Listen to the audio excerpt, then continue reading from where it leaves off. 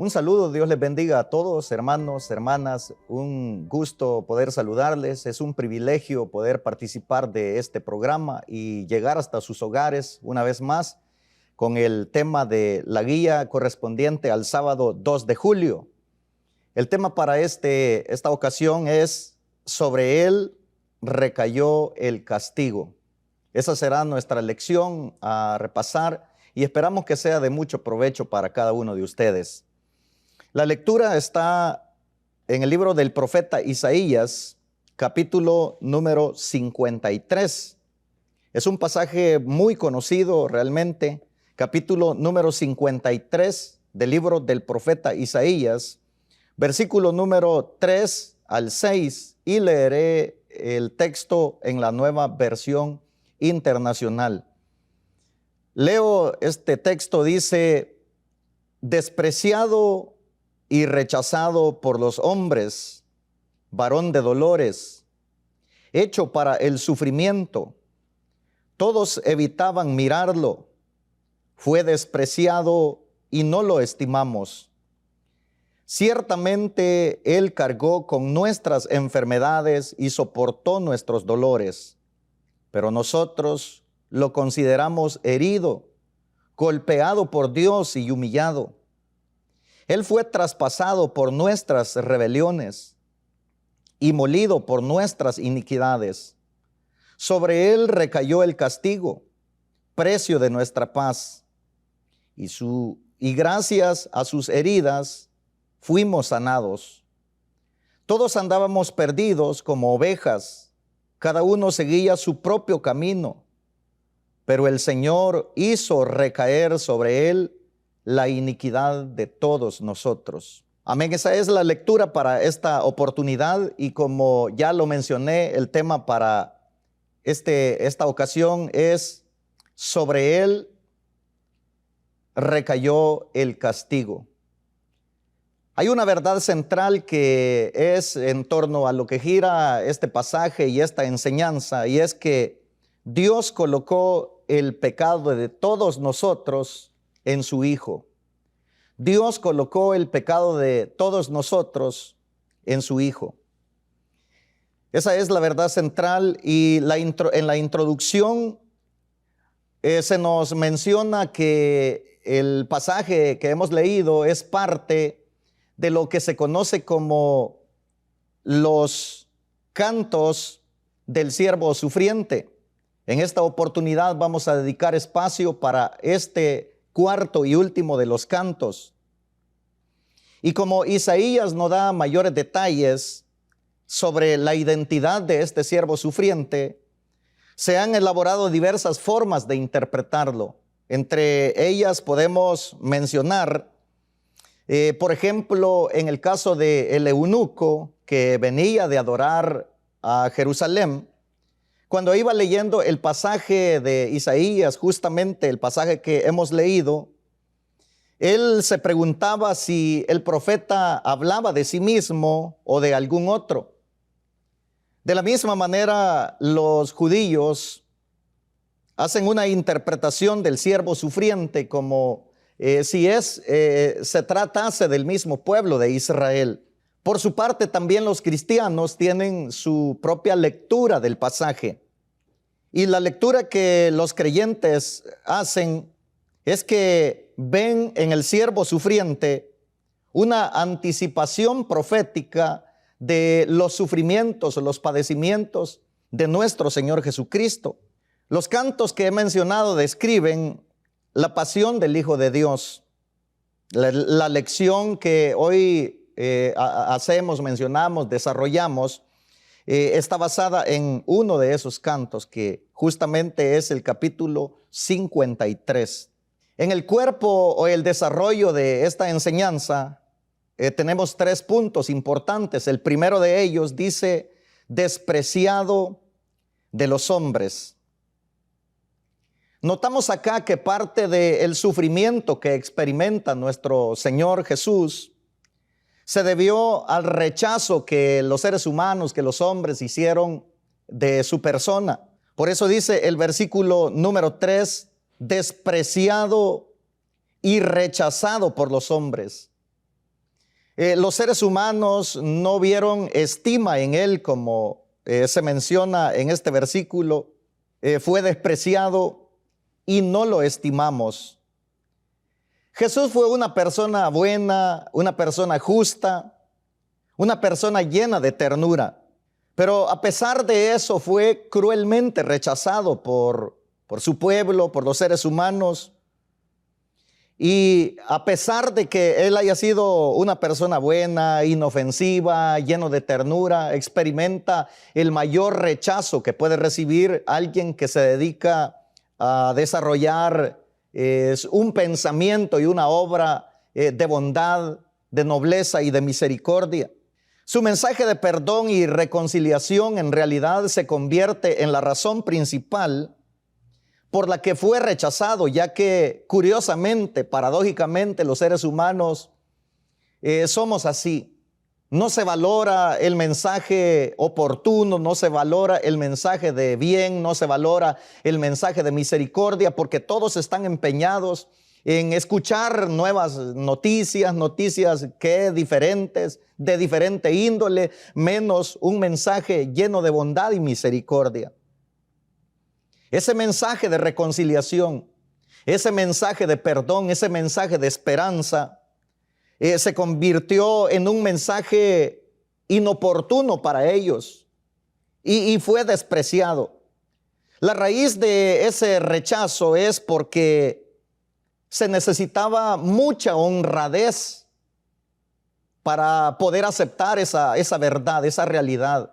Pero aquel pueblo y los habitantes de ese momento no tenían la honradez necesaria, la honradez posible, lo suficiente, no fueron lo suficientemente capaces para recibir ese mensaje de amor y misericordia. Por esa razón es que no le escucharon, no lo recibieron.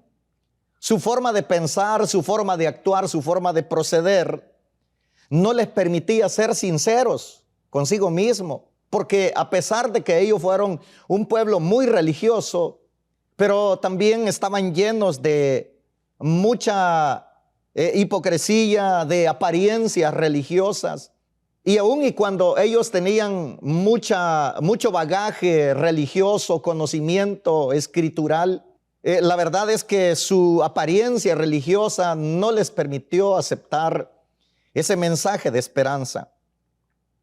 Lastimosamente en el presente el mensaje de esperanza, el mensaje y la buena nueva de Jesucristo sigue siendo despreciada, porque el orgullo sigue siendo la base del comportamiento humano y eso no permite que se pueda aceptar un mensaje de bien, un mensaje de amor, un mensaje de reconciliación, porque la soberbia y el orgullo humano son grandes. Las cosas básicas de la vida no han cambiado y continúa la contradicción entre la sinceridad que demanda el evangelio de Jesucristo y la soberbia que las personas desean vivir, lo que viven a diario, lo que hacen ellos todos los días. Ellos quieren seguir viviendo de acuerdo a su manera de pensar, de acuerdo a sus criterios. Y esa es la razón por la cual no pueden aceptar un mensaje de esperanza, de reconciliación, de bien y de amor, porque no se sienten capaces o no tienen la nobleza o la honradez necesaria para poder recibirlo. Pues ya que ellos piensan en su vanagloria, en la vanidad de su mente, están pensando en otras cosas. La salida para esta realidad seguirá siendo la misma, seguirá siendo el camino de la humildad y del arrepentimiento. Las cosas no han cambiado. Dios no ha cambiado su mensaje. Dios no ha cambiado su proceder, su forma de pensar y la manera como alcanza a los seres humanos. Dios sigue prodigando bien y misericordia para todos y el camino sigue siendo el mismo. Y el camino siempre seguirá siendo la humildad y el arrepentimiento que Dios demanda para cada uno de los seres humanos. En nuestro desarrollo de este estudio, llegamos al punto número 2 que dice: el sufrimiento o su sufrimiento fue por causa de nuestros pecados. Ante la realidad de los sufrimientos de el siervo del Señor, la interpretación humana fue que él sufría a causa de sus pecados. Eso tradicionalmente ha sido de esta manera, pues de esa forma se le juzgaba a Job. Cuando él sufría, sus amigos decían que él estaba sufriendo a causa de sus pecados, a causa de sus rebeliones, a causa de su maldad, estaba ahora sufriendo el dolor que atravesaba.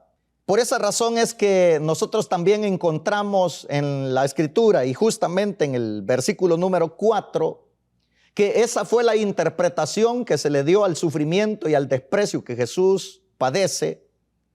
Y por eso dice el verso 4, nosotros lo consideramos herido, golpeado por Dios y humillado. Esa fue la interpretación de los seres humanos, esa fue la interpretación de los hombres de ese tiempo, que él sufría a causa de sus pecados.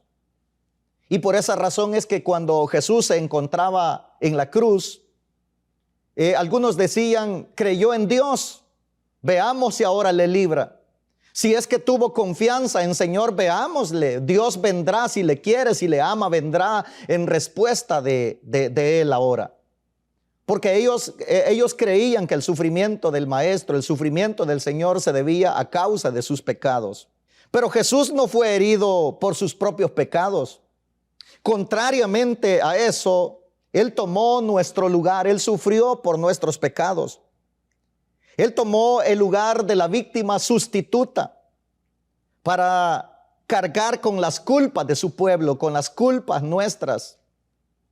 Por eso dice el versículo número 5, Él fue traspasado por nuestras rebeliones y molido por nuestras iniquidades.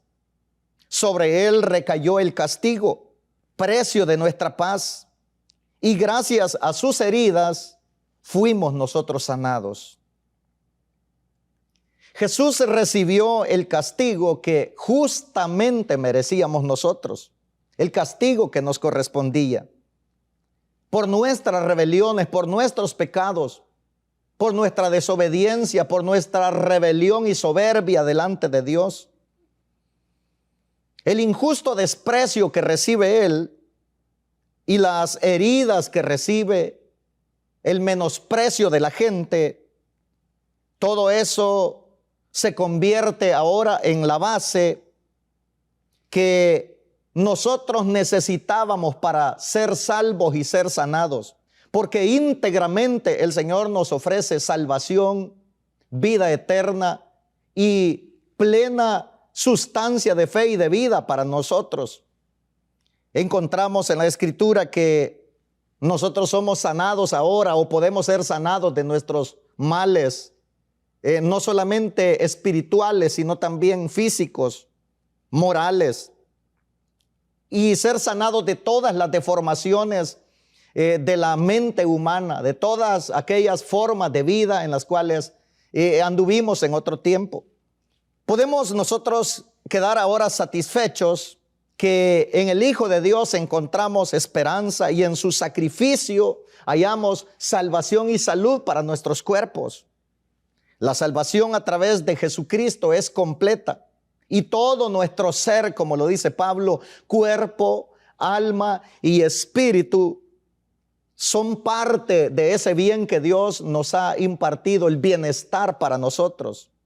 Ahora incluye tanto la parte no solamente espiritual, sino también material de los seres humanos. El Señor nos ofrece salud y salvación plenamente. En el punto número 3 encontramos que cada uno de nosotros estábamos descarriados como ovejas. Como ovejas descarriadas. Ese es el punto número 3. El sacrificio de Jesús fue debido a la necesidad que cada uno de nosotros tenía para ser salvados. Eso nos habla de que nosotros no teníamos la capacidad ni la tenemos de levantarnos de nuestra condición miserable, diría, de esa condición de destrucción o esa degradación moral de la cual habíamos caído. El cuadro o la imagen que nos presenta el escritor o la figura del pastor y las ovejas, que era algo familiar en su entorno, lo describe de esa manera porque precisamente nosotros no teníamos la capacidad para levantarnos de nuestra condición de miseria, levantarnos en búsqueda de nuestra salvación personal. Y si nosotros no teníamos la capacidad de levantarnos en busca de nuestra salvación, en busca de encontrar la esperanza y la salida para nuestros males, entonces viene Él a buscar y a salvar lo que se había perdido, porque nosotros no teníamos esa capacidad. Dice el versículo 6, todos nosotros andábamos perdidos como ovejas. Cada uno seguía su propio camino, pero el Señor hizo recaer sobre él la iniquidad de todos nosotros. Ahí en ese pasaje encontramos la realidad de nuestra existencia humana. No teníamos la capacidad para levantarnos personalmente en busca de nuestra salvación, a menos que hubiera alguien que viniese a buscarnos y a ofrecernos salvación y vida eterna de esta manera. Por eso dice el versículo 6 que el Señor hizo recaer sobre él la iniquidad de todos nosotros. Esa víctima perfecta, ese cordero sin mancha, es lo que nosotros precisamente necesitábamos para salir de nuestra condición de miseria. En la Escritura se usa este pasaje o esta imagen y presenta a los seres humanos y a los creyentes o al pueblo de Dios, que anteriormente éramos como ovejas y cada uno siguiendo sus propias ideas, sus propios pensamientos, sus propios criterios. Pero ya lejos de Dios nos vimos extraviados, perdidos, abandonados, sin esperanza, sin Dios en el mundo. Entonces Dios, como Padre amoroso, buscó a sus ovejas para hacerlas volver al camino correcto. Eso es lo que encontramos también en la Escritura, en el pasaje conocido de la parábola de la oveja perdida, que el Señor les mencionó a sus oyentes en ese momento y les dice: ¿qué hombre de vosotros que teniendo 100 ovejas, si pierde una de ellas, no deja las 99 en el desierto y va tras la que se perdió hasta encontrarla? Y cuando la encuentra, la pone sobre sus hombros, gozoso, alegre. Y al llegar a casa, reúne a todos sus amigos y vecinos y les dice: gozaos conmigo, porque he encontrado mi oveja que se había perdido. ¿Es esta la misma imagen que nos presenta el profeta? Todos nosotros andábamos extraviados, perdidos como ovejas. Lo dice ahí el versículo número 6. Cada uno siguiendo su propio camino, sus propios criterios y pensamientos. Pero Dios, como Padre amoroso, se presenta y nos entrega a su Hijo Jesucristo, ese don inefable, lo que nosotros necesitábamos, que alguien viniera a buscarnos, a salvarnos, porque no podíamos nosotros por nuestra capacidad humana levantarnos de nuestra condición. Eso explica también el rechazo y los sufrimientos que Jesús padece, que experimenta. Al mismo tiempo explica la manera de cómo nosotros encontramos ahora el camino abierto a la salvación. No solamente su sacrificio fue un costo grande y un sufrimiento inexplicable, sino que es la explicación más clara de que es el camino a la salvación y a la vida que ahora nosotros tenemos. En la aplicación de este tema, encontramos que las heridas, el sufrimiento y el rechazo que el Señor sufre fueron el resultado de nuestros pecados y nuestras rebeliones. Encontrándonos nosotros lejos de la voluntad de Dios, Él tomó nuestras culpas y las colocó sobre su Hijo Jesucristo. De esa manera quedó abierto ahora el camino a la vida. De esa forma queda abierto ahora un camino de esperanza para todo aquel que en Él cree. Para alcanzar redención, para alcanzar la salvación, es necesario primero reconocer que nuestras vidas se habían descarriado, que estábamos extraviados, que estábamos perdidos. En segundo lugar, es importante tener la humildad suficiente para reconocer que somos necesitados de Él, que hay un vacío interno en nuestro ser y que solo Dios lo puede llenar. Y en tercer lugar, se debe reconocer que necesitamos a Jesús como nuestro Señor y nuestro Salvador, como el único que puede darnos salvación y vida eterna. Esto explica el porqué de su sufrimiento. Solamente en Él encontramos esperanza, salvación y vida eterna. Que Dios les bendiga a todos y que Dios use en gran manera sus vidas. Bendiciones.